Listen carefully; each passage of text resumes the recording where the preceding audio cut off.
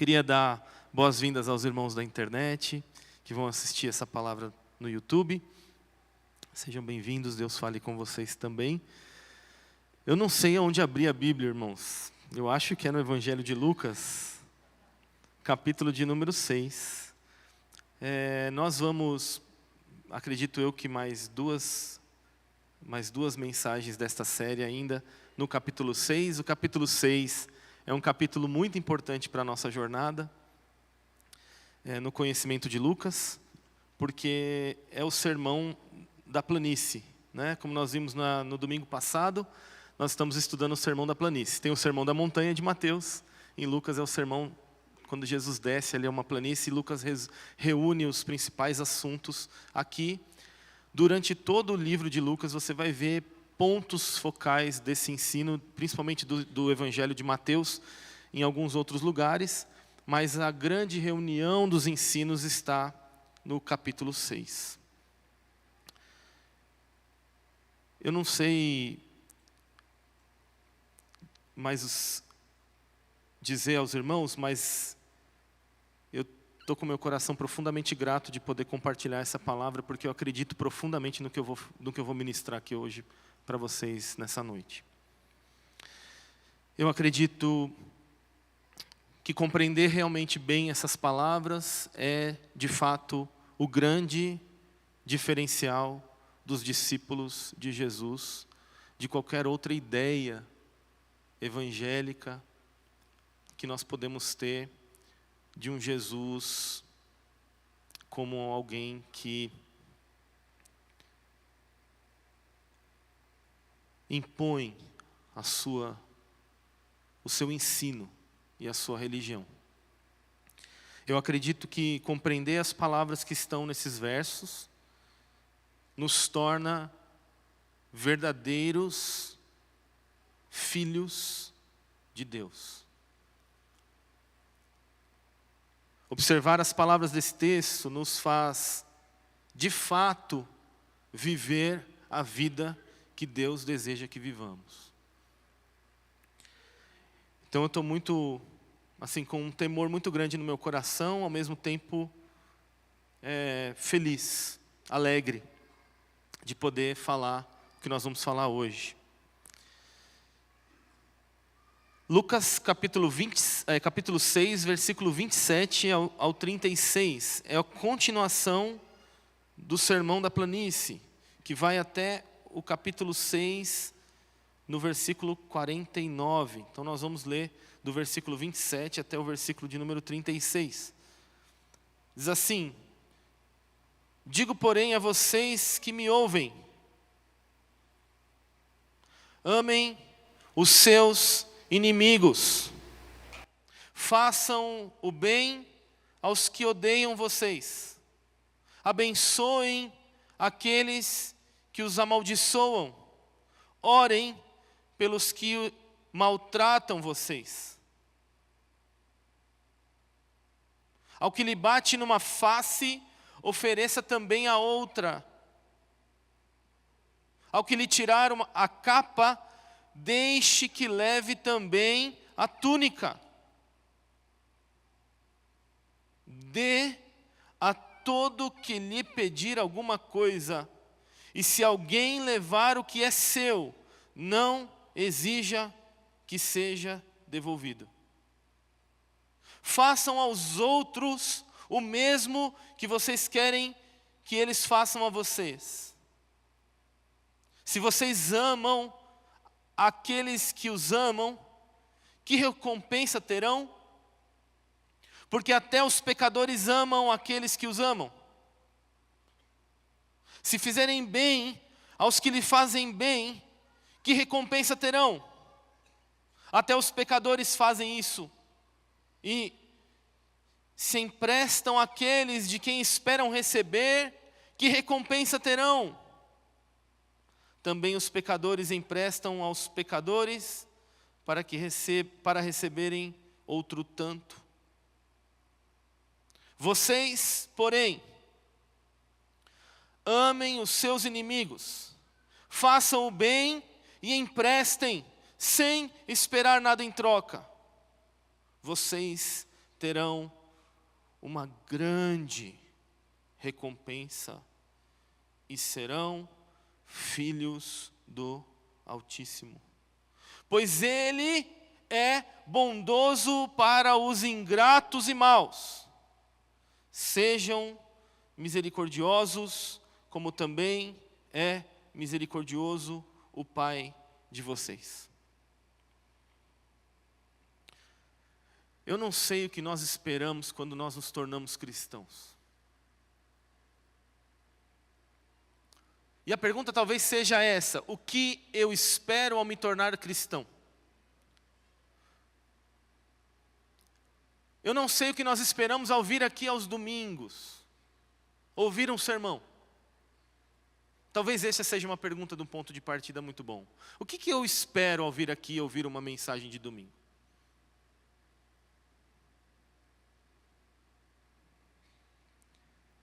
Eu temo, meus irmãos, que as nossas expectativas, as nossas esperanças, elas estejam adulteradas. Muitos de nós temos vindo a Cristo porque achamos que vir a Cristo vai melhorar a nossa vida. Vir a Cristo vai mudar a situação financeira da nossa vida. E de fato, irmãos, vai mudar.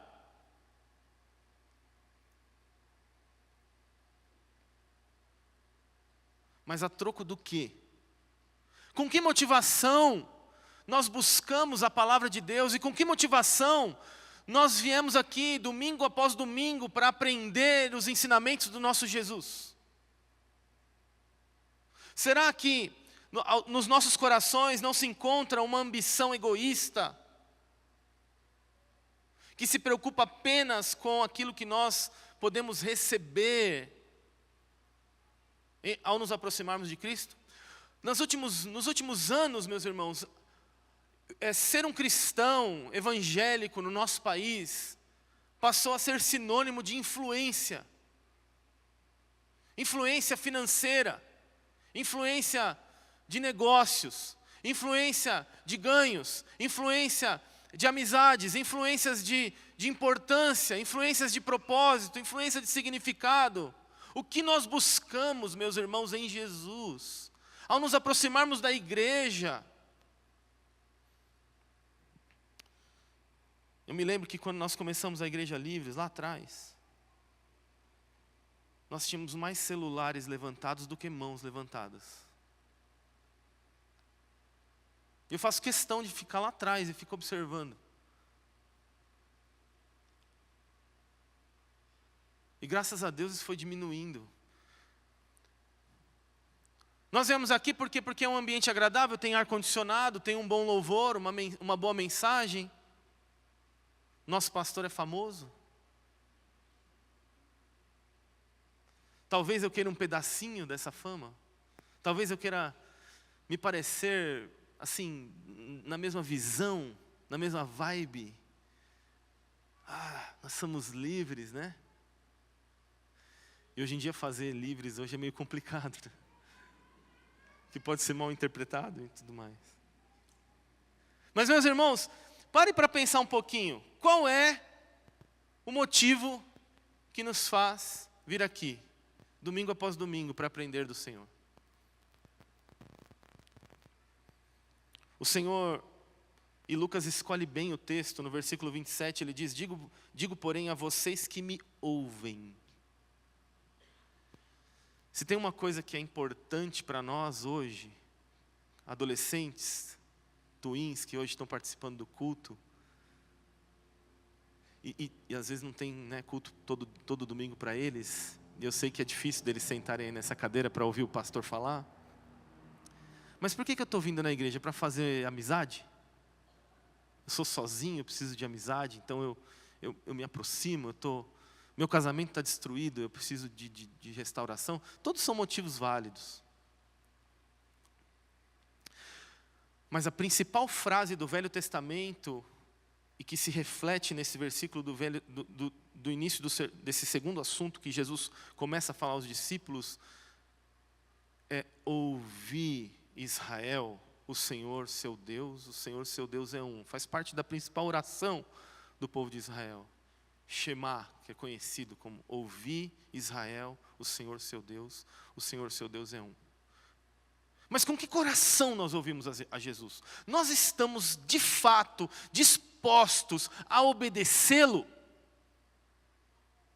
Nós estamos de fato motivados a sermos abençoados por Jesus? Ou há alguma mistura na nossa busca por Jesus? Algum interesse secundário? Hoje o Senhor Jesus não levanta os olhos dele para ter um encontro assim face a face com a gente. Hoje Ele quer ter um encontro com os nossos ouvidos. Hoje Ele diz, para vocês que me ouvem. E de novo, isso implica os seus discípulos diretamente. É como se Jesus estivesse sentado à mesa, falando aos seus discípulos diretamente. Ou seja, o que vem depois disso, meus irmãos, caracteriza a essência dos discípulos de Jesus. Nós falamos isso em Efésios muitas vezes. É o amor. Mas que tipo de amor é esse? Então é isso que Jesus começa a ensinar aos discípulos. E há um engano quando nós pensamos na palavra amor. Sempre nós falamos do amor de Deus como amor ágape, né? Nós temos esse conhecimento e de fato ágape é o verbo utilizado por Jesus aqui.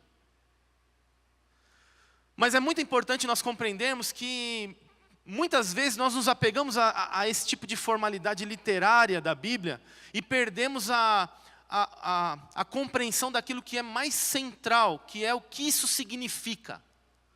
Não, amor ágape é o amor de Deus, certo?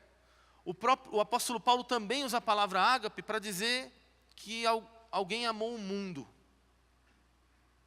É o mesmo. Ele está usando o ágape para mostrar que é um amor extremo, mas vale dizer aqui que muitos estudiosos disseram sobre esse texto que Jesus usou, e principalmente Lucas, que Lucas usa esse ágape principalmente por conta de Paulo, quando Paulo fala que o amor é obedecer à lei. Então, os estudiosos dizem que está muito ligado a essa ideia de que Lucas ele quer enfatizar que a principal essência da atitude dos discípulos é esse amor ágape. E, na verdade, essa palavra não tinha o significado que tem para nós hoje. Mas ela foi, por causa dos discípulos de Jesus, porque Jesus usou essa palavra, ela foi adquirindo esse significado. Ou seja, é mais importante o que significa do que a palavra propriamente dita em si.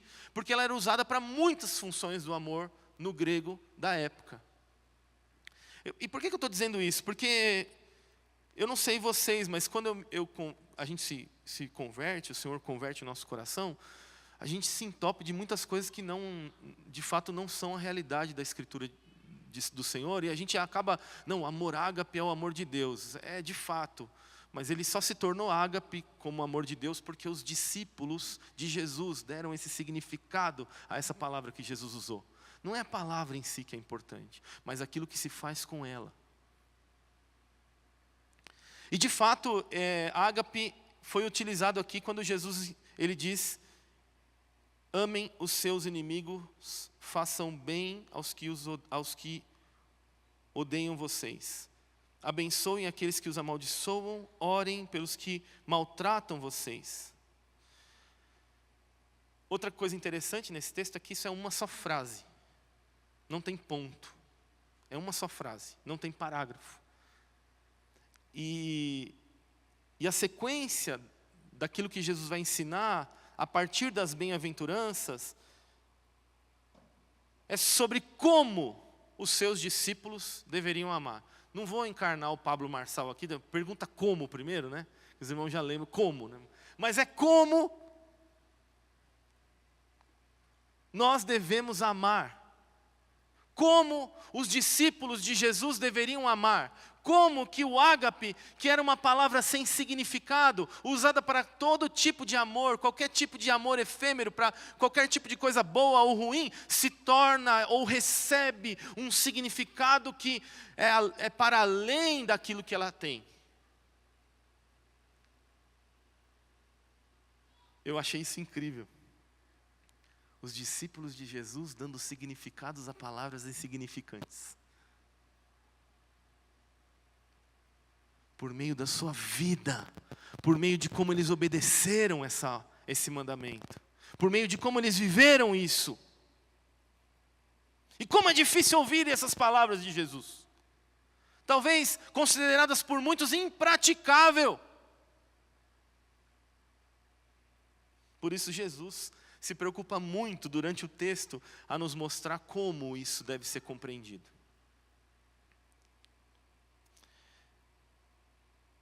E infelizmente, meus irmãos, não existe um mas para esse mandamento de Jesus. Amar os inimigos significa amar os inimigos. Porque nós sempre estamos esperando algo assim, né? Amem os seus inimigos, mas não foi bem isso que Jesus quis dizer.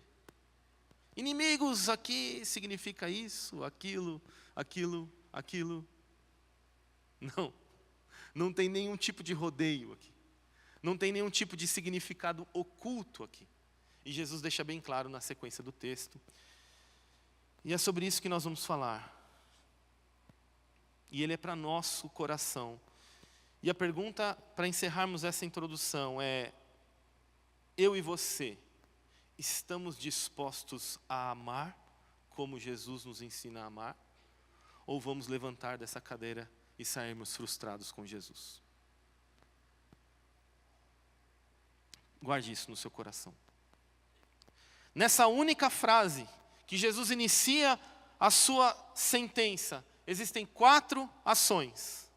Uma frase, 4 ações. Amar. Agape. Na conjugação, no tempo presente. Amém. Como se Jesus estivesse indicando, como se fosse um hábito. Amar é um hábito dos discípulos de Jesus. É no presente que se ama, não no passado, não no futuro. É hoje. O amor é hoje. Esse amor àqueles que são avessos, contrários, têm opiniões diversas, é para ser feito hoje.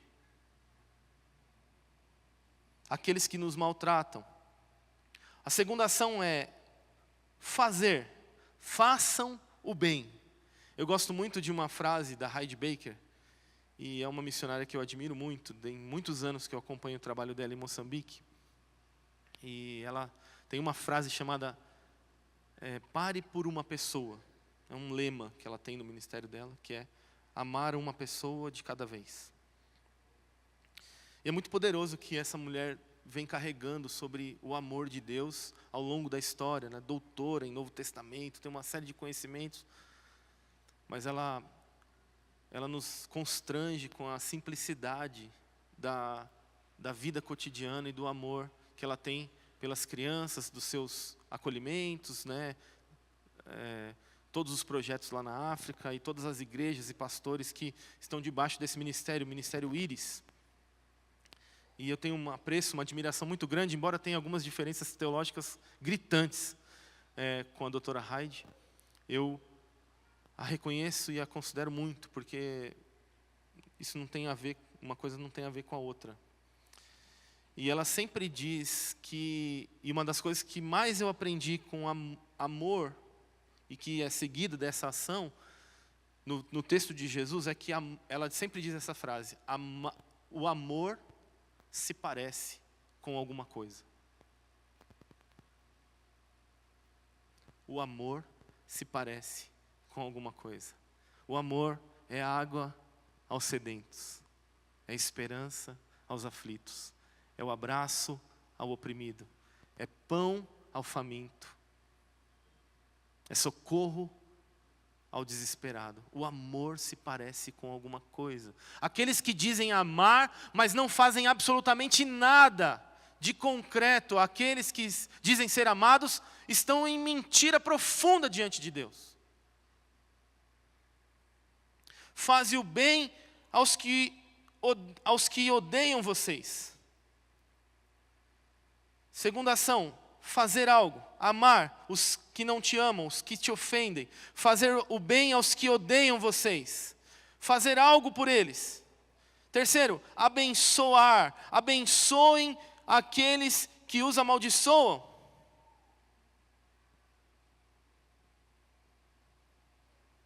Como isso, Deus?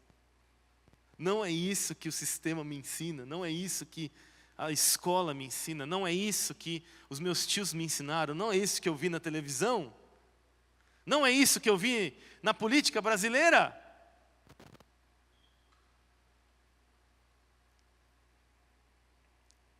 Abençoem os que amaldiçoam, abençoar.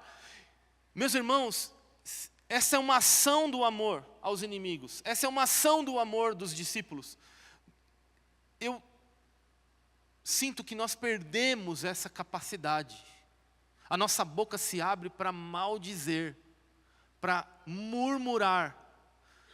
Ao contrário, Jesus está nos chamando para abençoar. E não só aqueles que nos abençoam, mas aqueles que nos amaldiçoam. Lembra do basquete aqui do domingo passado? Reações inesperadas àqueles que aguardam uma reação esperada de nós. Qual é a reação daquele que recebe uma maldição? Amaldiçoar, praguejar, condenar. Eu não sei vocês, mas eu ouço na internet, quando eu abro o Instagram, é um show de horrores nesse sentido, né? Eu vou te amaldiçoar. Você vai perder tal coisa. Não foi assim que Jesus ensinou os seus discípulos. Jesus disse claramente, abençoem, essa é a terceira ação do amor aos inimigos. E por último, orem pelos que maltratam vocês. Oi? Orem pelos que maltratam vocês? Talvez você esteja esperando um mas. Não foi bem isso que o Senhor quis dizer, mas não. Isso não está presente nesse texto. É literalmente, orem pelos que maltratam vocês. É por isso que eu sempre digo que não há nada mais humano e não há nada mais eterno do que orar por alguém. Mesmo por aqueles que amaldiçoam vocês, ou que maltrataram vocês, ou que maltratam vocês no presente tempo.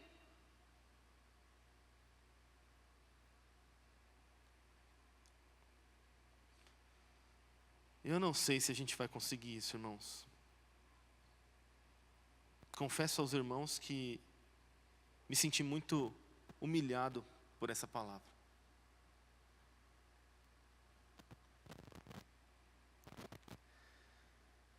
Esses são os 4 hábitos do amor, todos no tempo presente, todos no hoje, como uma ação contínua. Jesus nos chama a não retribuirmos na mesma moeda das quais nós temos recebido. Os discípulos de Jesus não retribuem na mesma moeda que recebem. É bem interessante que na sequência desse versículo, nos versículos 29 ao 31, Jesus indica 4 ações que seguem esses comportamentos, que seguem esses hábitos. Veja, o esforço que Jesus está fazendo para que os discípulos compreendessem bem o que ele estava dizendo. Meus irmãos, se nós não formos capazes de amar dessa forma, nós não somos discípulos de Jesus. Se nós não formos capazes de cultivar esses hábitos na nossa vida com Jesus, nós não podemos sermos chamados filhos do Altíssimo. Eu confesso, meus irmãos, que há muito não ouvia o Senhor ministrar ao meu coração dessa forma. Mas me parece que o Senhor está chamando a sua igreja às origens. Me parece que o Senhor está convocando todos aqueles que desejam viver a realidade do verdadeiro Evangelho de Jesus. Sem minúcias, sem adereços, sem enfeites, sem diminuições, sem aumentos. A verdade pura e simples do cristianismo que o Senhor plantou no coração dos seus discípulos. Tudo isso começa conosco aprendendo a amar os nossos inimigos. A lição mais básica dos discípulos de Jesus é essa, meus irmãos. O beabá para todo aquele que quer seguir a Jesus é aprender esses hábitos. E muitas vezes dentro do nosso próprio relacionamento marital, nós cometemos abusos e retribuições que não estão alinhados ao ensino de Jesus. Muitas vezes, dentro dos nossos relacionamentos com os nossos filhos, nós cometemos abusos e retribuições que não estão alinhados ao coração de Jesus, ao amor que Jesus teve por cada um de nós. Uma única sentença, 4 ações, 4 hábitos: amor, fazer o bem, abençoar e orar. São os 4 hábitos do amor. Não é apenas aqui uma ética humana. Esses hábitos carregam a expressão mais pura da natureza de quem Deus é. Deus é amor. Muitos enxergam esse texto como uma regra moral que os discípulos devem viver e se esforçar por ela, e eles transformam isso em religiosidade. Nós transformamos isso em religiosidade, mas isso é a natureza de Deus. É assim que Deus nos ama. Esse Deus cujo governo manifesto e soberano deste mundo, nada pode se comparar ao poder deste amor de Deus. Sabe por que Jesus ensina isso, meus irmãos? Porque Ele não queria que os seus discípulos se tornassem como seus inimigos. Amar como Deus nos ama, nos protege de nos tornarmos como os inimigos de Deus.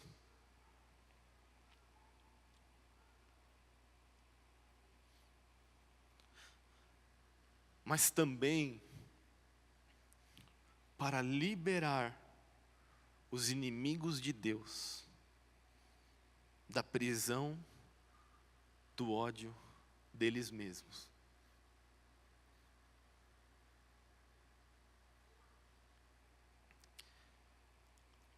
Portanto, por mais que pareça um monte de regra moral,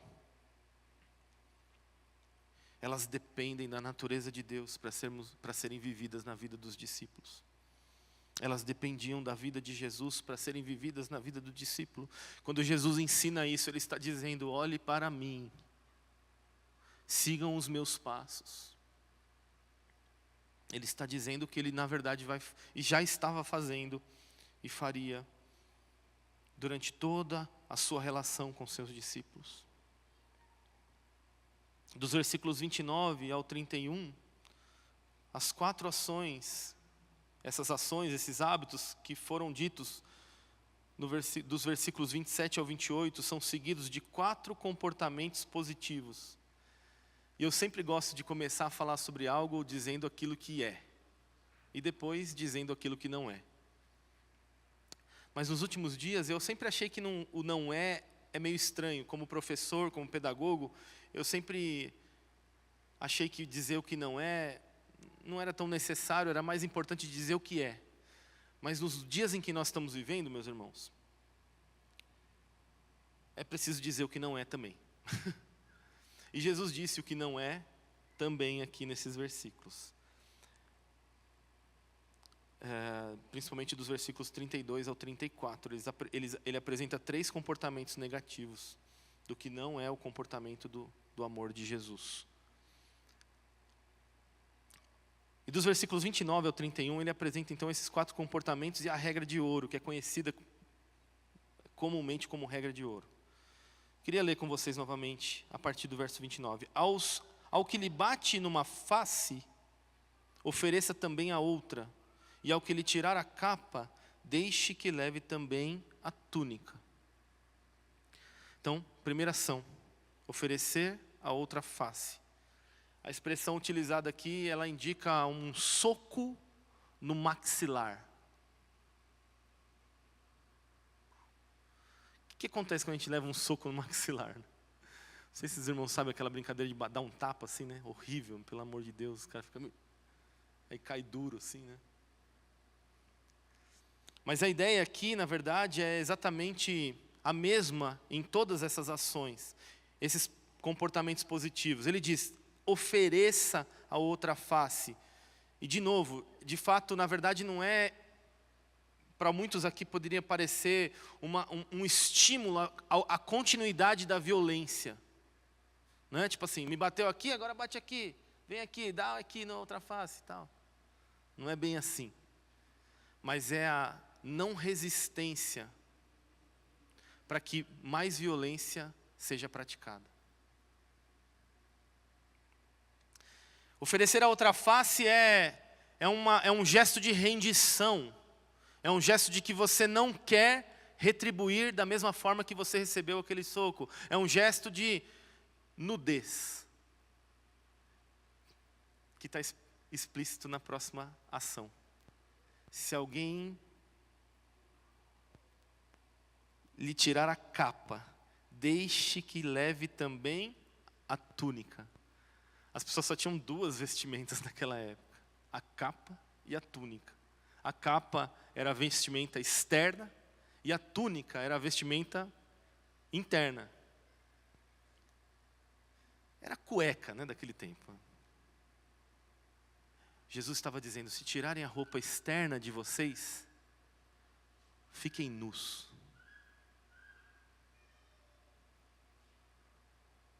Entregue também a interna. Essa atitude indica especificamente o que seguem as outras 2 ações. Dê a todo aquele que lhe pedir algo.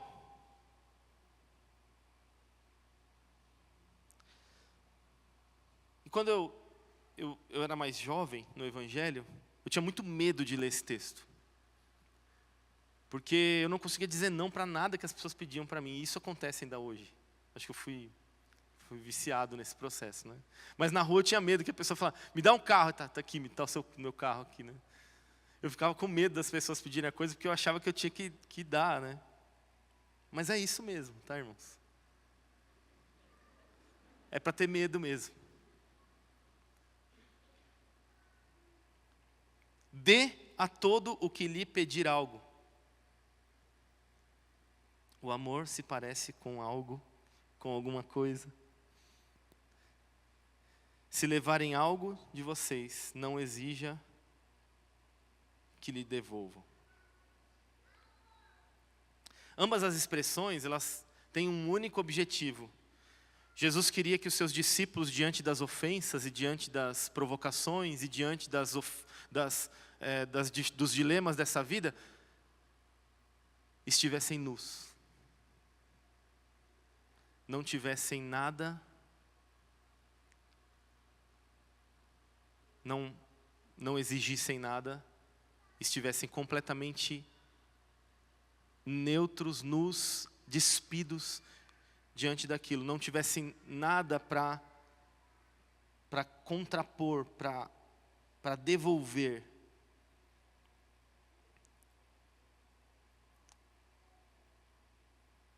Isso não é para amar em face do mal e da injustiça, mas de permanecer nu diante disso.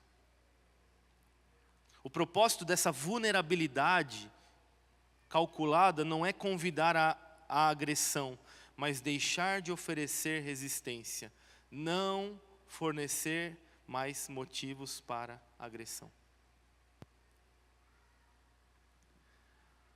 O que o Senhor estava ensinando os seus discípulos com 4 formas positivas de como manifestar amor aos seus inimigos era de estarem despidos diante dos seus violentadores. Se não foi isso que o Senhor fez na cruz.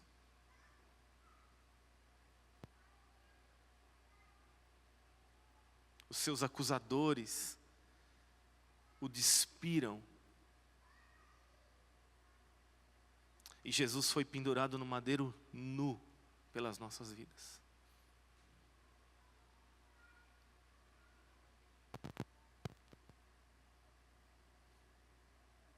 Ele está dizendo aos seus discípulos para que eles não ofereçam resistência às maldades e às injustiças, mas ao contrário, façam bem àqueles que os amaldiçoam. Se não foi isso que o Senhor fez na cruz, quando foi amaldiçoado e zombado, estendeu perdão e amor àqueles que diante dele ridicularizavam a sua nudez. Pai, perdoa-lhes, porque eles não sabem o que fazem.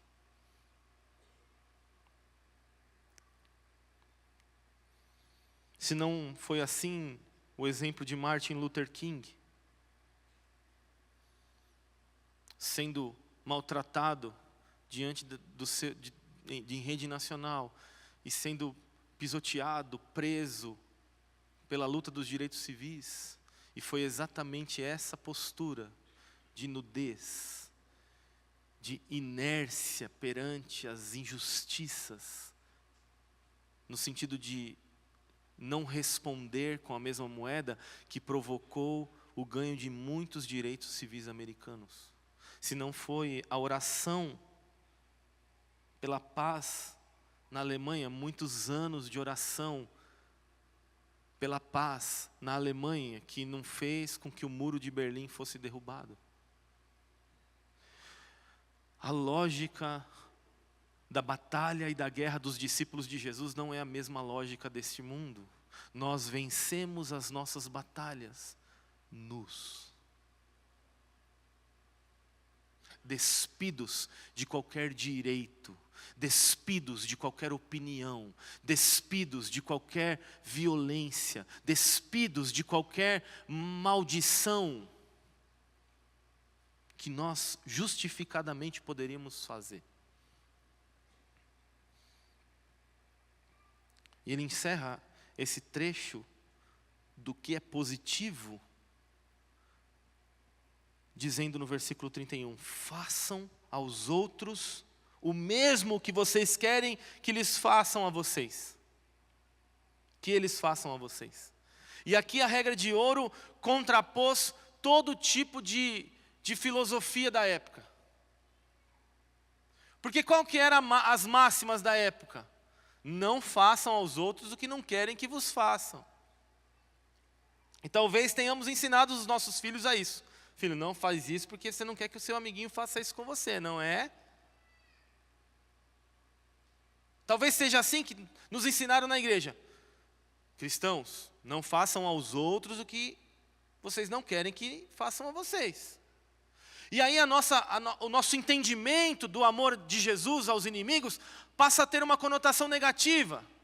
Mas aqui Jesus destrói o argumento, dizendo que os discípulos de Jesus não teriam desculpas, porque eles deveriam fazer aos outros o que eles gostariam que fizessem a eles. Não como uma lógica negativista de abstinência de coisas, mas dizendo para você, você precisa fazer algo. Não é deixar de fazer algo que significa amar os inimigos. É fazer algo que significa amar os inimigos. É por meio daquilo que nos leva a dizer sim.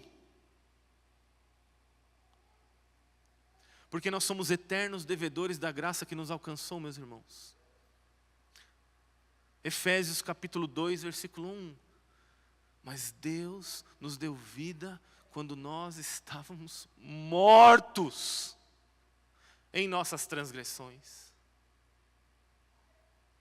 Ele nos salvou mediante a fé. E pela graça vocês são salvos, e isso é dom de Deus.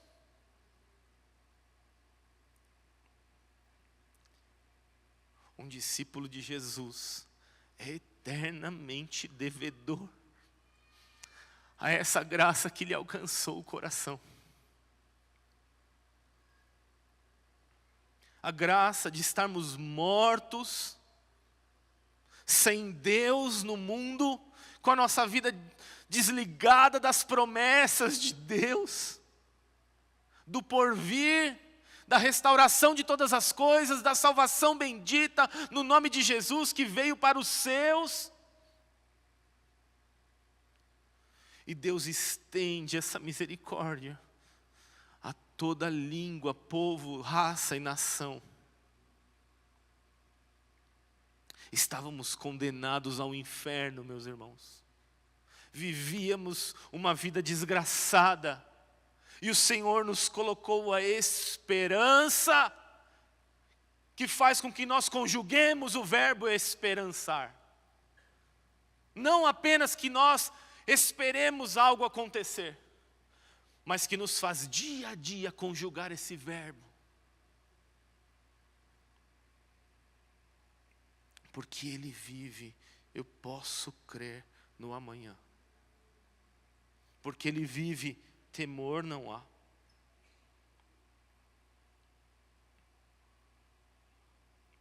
E dos versos de número 32 a 34, Jesus diz agora o que não é o amor.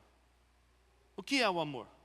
Oferecer a outra face diante do soco no maxilar. Se tirarem a sua túnica, deem também a sua capa. Fique nu. Deem a todo aquele que lhe pedir algo. E se levarem algo, não exija de volta. Jesus tira todos os direitos dos seus discípulos.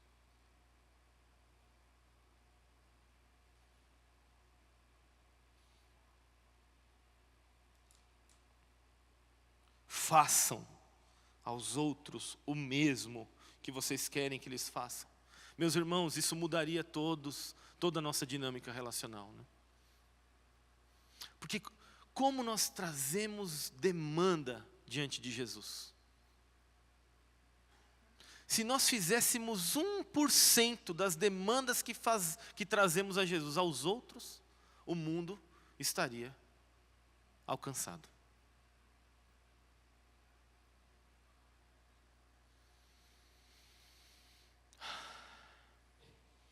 Mas eu tenho direitos, eu tenho necessidades, eu tenho carências.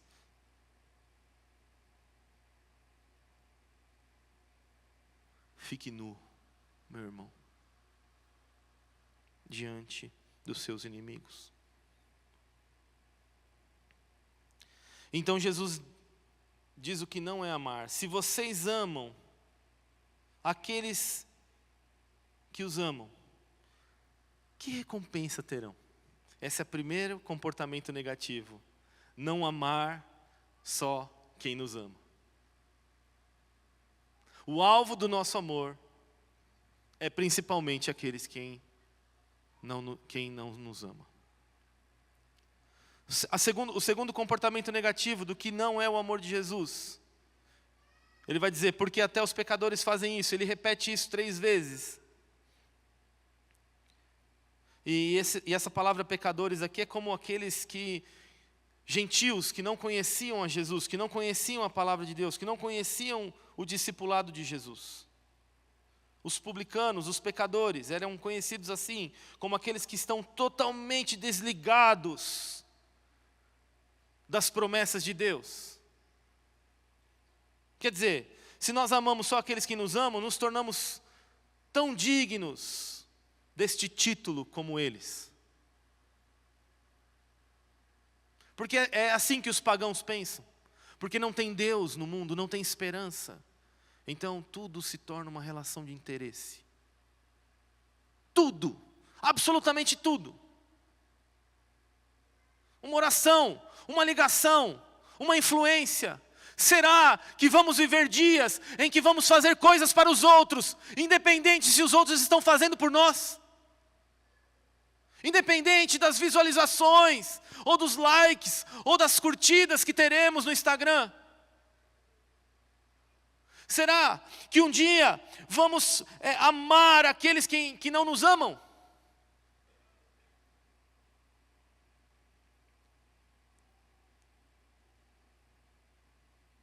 Somos pagãos se fazemos isso, meus irmãos, porque não confiamos em Deus. De novo, isso é uma prova de que essa relação de Jesus com esse comportamento dos discípulos não são apenas regras morais, mas dependem de uma visualização de quem é Deus e da recompensa que está residindo nele e daquilo que virá no porvir. Porque se a esperança que se tem é apenas nesta vida, não existe um sonho para sonhar.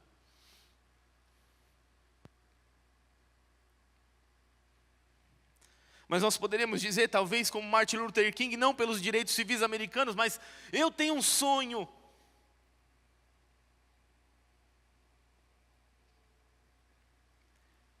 De ver o reino de Deus fluindo como um rio no meio do seu povo.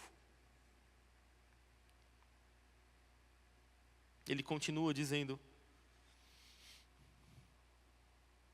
se vocês fizerem o bem, versículo 33, aos que lhes fazem o bem, que recompensa terão? E de novo, ele nos mostra, ele nos dirige a olharmos para a recompensa, meus irmãos. Até os pecadores fazem isso. E por último, o mais difícil. Se emprestam àqueles que esperam receber, que recompensa terão? Por isso não empresta dinheiro para os irmãos. Porque se ele não devolver, você vai ter que perdoar o irmão. Então melhor não fazer, né? Mas Jesus quer aprofundar mais essa relação. Ele está dizendo o seguinte: eu faço isso porque eu tenho interesse aqui nessa relação. De novo, o que está em voga em todos esses comportamentos? A dependência da reciprocidade. Meus irmãos, eu acho que isso é o câncer da igreja brasileira. Nós fazemos porque queremos cargos, títulos, posições, honrarias.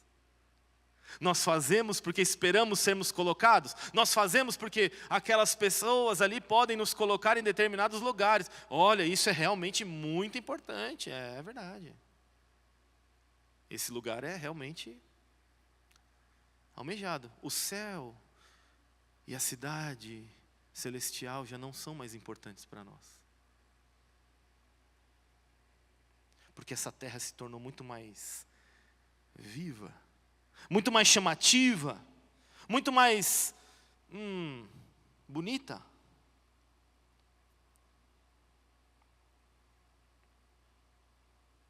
E a conclusão está no verso de número 35 e 36, desse ensino de Jesus, dizendo: vocês, porém...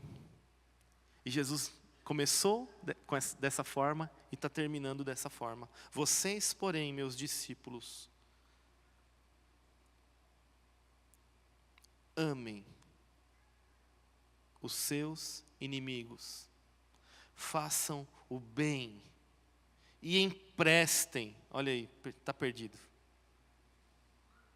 Sem esperar nada em troca. O assunto aqui agora ainda continua sendo ágape. É o mesmo verbo que está no mesmo tempo presente, na mesma inclinação de uma ação contínua.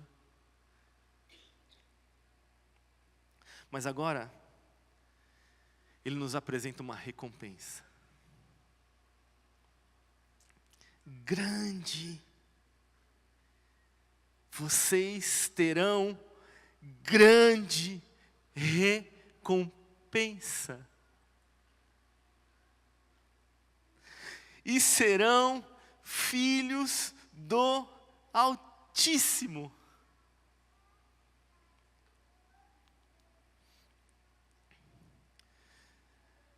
É muito interessante que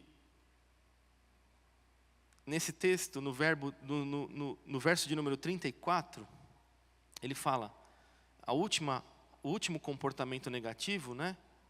Não emprestar só para quem lhe devolve. Ele fala assim, e se emprestam àqueles de quem esperam. Essa palavra esperam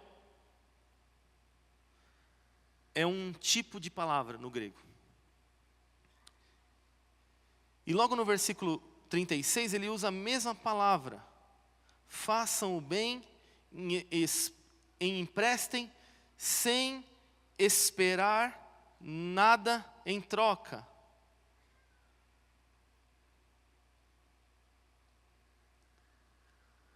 Para você ganhar a esperança do verbo esperançar, e não apenas do verbo esperar, de expectativa, você precisa aprender essa lição, eu preciso aprender essa lição. A esperança que está no verbo, no versículo 35, ela aponta para esperar de expectativa. Que não tem expectativa de esperar nada em troca. Mas a esperança que está no verso de número 35, ela é outra palavra no grego, que significa perder a esperança de.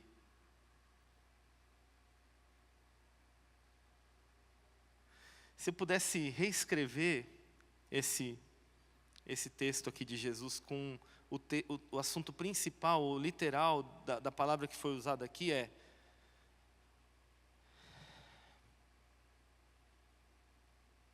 amem os seus inimigos e façam o bem a eles, e emprestem a eles, sem nunca perder a esperança.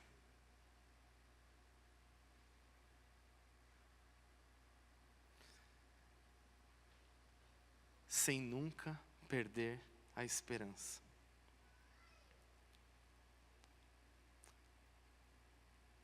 Quando os discípulos não recebem a retribuição igual, na medida, aquilo que eles fizeram, eles ficam mais uma vez nus. E por conseguinte, em uma posição a ser recompensado somente por aquele que ditou o mandamento.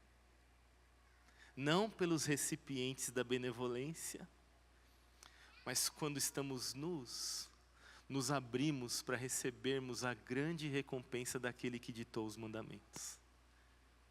Por isso, amar os inimigos, fazer o bem àqueles que nos ofendem, emprestar a eles, sem nunca perder a esperança de que fazendo isso, o próprio Senhor Jesus será o nosso recompensador.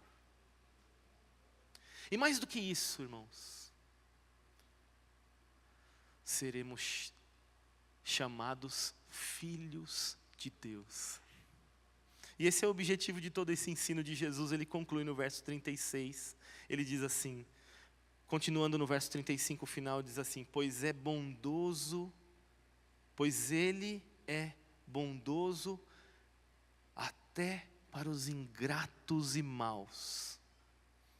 Sejam misericordiosos, como também é misericordioso o Pai de vocês.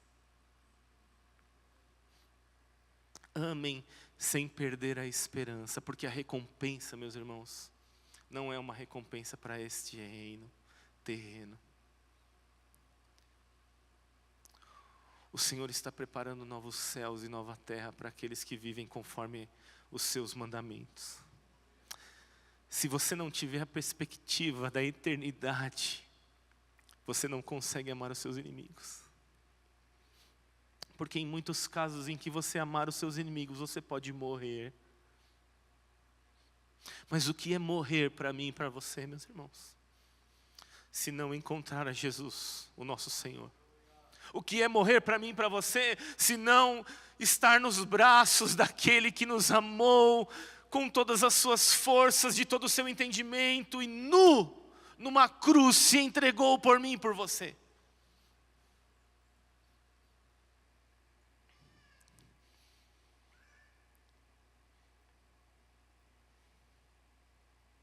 Você quer aprender a amar da maneira de Jesus? Se você quer aprender a amar da maneira de Jesus, nós precisamos aprender essas verdades. O apelo ao nosso coração hoje é que sejamos misericordiosos, como misericordioso é o nosso Pai. E o nosso Pai nos amou quando nós éramos ainda inimigos seus, ofensores à sua santidade. Estávamos mortos em nossos pecados e transgressões. E não foi antes de nos salvar que Ele nos amou. E não foi depois de nos salvar que Ele nos amou. Ele nos amou antes, nessa condição. O apelo é para sermos mais misericordiosos nessa noite. O apelo é para amarmos da mesma maneira que Ele nos amou. Amem os seus inimigos, sem perder a esperança de que, estando nus diante de todas as situações, é o próprio Senhor que nos recompensa. E esses comportamentos negativos é quase que uma mudança no nosso próprio caráter. Ele nos transforma em seus filhos, como uma ação de dentro para fora, transformando a essência do nosso ser. Então eu queria que você fechasse os seus olhos nessa noite. Queria convidar você a pensar em situações que você não agiu com misericórdia. E você pudesse ter um tempo diante de Deus e se arrepender diante de Deus. Quando você foi explosivo, quando você foi maldoso, quando você foi algo que não expressa esse amor de Deus àqueles que nos ofendem. E você perdeu a esperança que a nossa verdadeira recompensa vem diretamente do nosso Senhor e não por nada desse mundo. E o convite à igreja nessa noite é que nós nos tornemos mais misericordiosos e bondosos.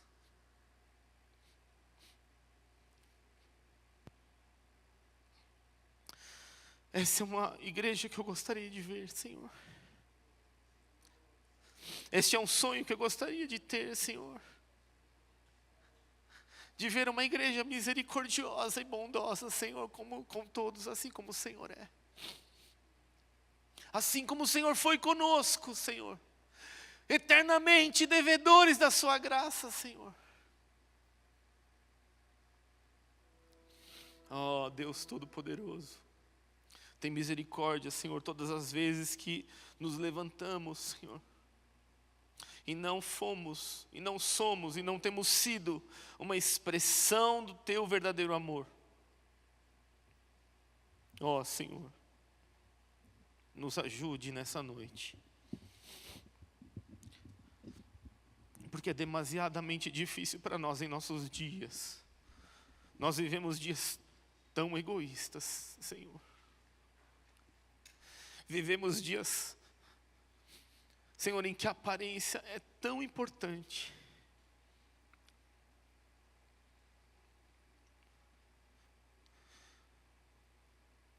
sonda os nossos corações nessa noite. Nós queremos nos parecer mais com o nosso Pai. O meu apelo a você nessa noite é que você faça essa oração. Eu desejo me parecer mais com Jesus. Eu desejo me parecer mais com o Pai. Bondade e misericórdia nos alcançaram, meus irmãos. Quando nós éramos seus inimigos, e o convite de Jesus aos seus discípulos é que sejamos também amantes nus, não dependentes da reciprocidade.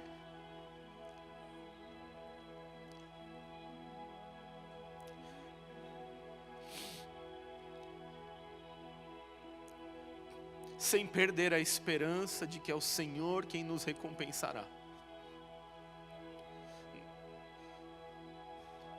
Faça essa oração diante de Jesus nessa noite. Entregue o seu coração a Jesus. Se você percebe dificuldades nessa direção, dentro da sua casa, dentro do seu trabalho, dentro da sua relação diária, o Senhor convida a mim e a você a sermos misericordiosos, assim como Ele também é misericordioso. Senhor, eu me arrependo. Senhor, em nome da Tua igreja, Senhor, por tantos anos em que nos alinhamos em detrimento às nossas verdades, Senhor, e oprimimos tantas vezes pessoas que deveríamos ter amado. Senhor, encontre em nossos corações uma terra fértil para nos tornarmos mais misericordiosos como o Senhor, para nos tornarmos, Senhor, amantes dos nossos inimigos como o Senhor nos amou, para amarmos aqueles que não têm nada em troca para nos oferecer. Assim seremos teus filhos amados. Nos torna seus filhos nesta noite, Senhor, e nos habilita, Senhor, para sermos misericordiosos como o Senhor é misericordioso. Nos ajuda, Senhor, a amar o não amável, a fazer a quem não nos pode oferecer nada em troca, a abençoar os que nos amaldiçoam, Senhor, e a orar por aqueles que nos maltratam. Fazendo assim, nós nos livramos de parecer-nos com eles e livramos eles, Senhor, de toda a prisão do ódio que sente por nós. Ensina-nos, Senhor, a termos um coração, Senhor, pronto para esse amor. Em nome de Jesus, que a Tua igreja, Senhor, possa ser abraçada, Senhor, pelo batismo desse amor. Em nome de Jesus.